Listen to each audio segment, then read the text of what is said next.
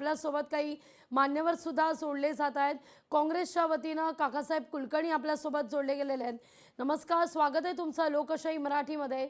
पहा, निवडणुकांच्या या सगळ्या निकालांमध्ये कुठेतरी अर्थातच मान्य करावं लागेल आता विरोधकांना, भाजपचा वर्चस्व पाहायला मिळतोय। भाजपकडून अजित चव्हाण सुद्धा आपल्यासोबत जोडले गेलेले आहेत। मुळात असं आता म्हटलं जातंय की विरोधकांना आत्मपरीक्षण करण्याची गरज आहे, काय वाटतंय? आपण जर बघितलं तर झालेल्या निवडणुका, थोडंसं मला 2 मिनिट मॅडम वेळ द्या। झालेल्या निवडणुका जर आपण बघितल्या तर या 2 टप्प्याच्या निवडणुका स्वतंत्र महाराष्ट्राच्या इतिहासानंतर ज्या ज्या स्थानिक स्वराज्य संस्थांच्या निवडणुका झाल्या त्यातली सगळ्यात वाईट, सगळ्यात डेंजर अशी ही निवडणूक पार पडली। त्याचं कारण असं आहे, ज्या पद्धतीनं भाजपाच्या या सत्ताधाऱ्यांनी इतर लोकांना वेठी धरण्याचं काम केलं, गुंडागर्दी करण्याचं काम केलं, लोकांना फॉर्म भरू दिले नाही, विरोधी लोकांना गच्चंडी धरून बाहेर आणलं गेलं मतदान केंद्राच्या। काल तरी मतदानच करू दिलं नाही, 1000 लोकांना डांबून ठेवलं एका ठिकाणी धर्माबादमध्ये, नांदेडमध्ये।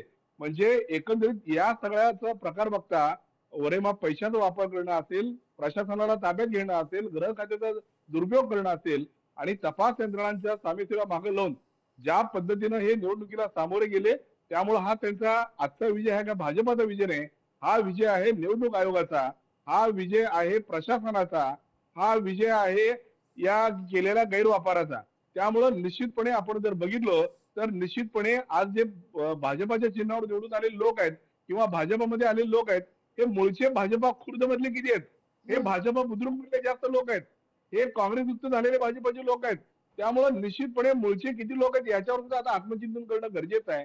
आणि निश्चितपणे आम्हाला एवढं सांगावं वाटेल, बाबा या जर निवडणुका 100% प्रामाणिक पद्धतीने पार पडल्या असत्या तर निश्चितपणे काँग्रेस मोठ्या संख्येने आज आपल्याला दिसली असती।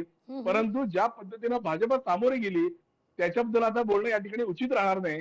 कारण भाजपाच्या उमेदवाराच्या घरात पैसे सापडलं हे नितेश राणेंनी तुमच्या माध्यमातून आम्हाला दाखवलं, संजय गायकवाडच्या पोरांनी बोगस मतदाराला पळून नेताना तुमच्या माध्यमातून आम्हाला दाखवलं। अशी अनेक उदाहरणं देता येतील। काल सुद्धा धर्माबादमध्ये हजारो लोकांना मतदान करू दिलं नाही। अनगरमध्ये राष्ट्रवादी काँग्रेस अजित पवार गटाच्या उज्ज्वलाताई तिथे। काकासाहेब, तुमच्या या सगळ्या आरोपांचा आपण अजित चव्हाण यांच्याकडून उत्तर घेऊया। पण लोकशाही मराठी ऐका, पहा, जागरूक रहा।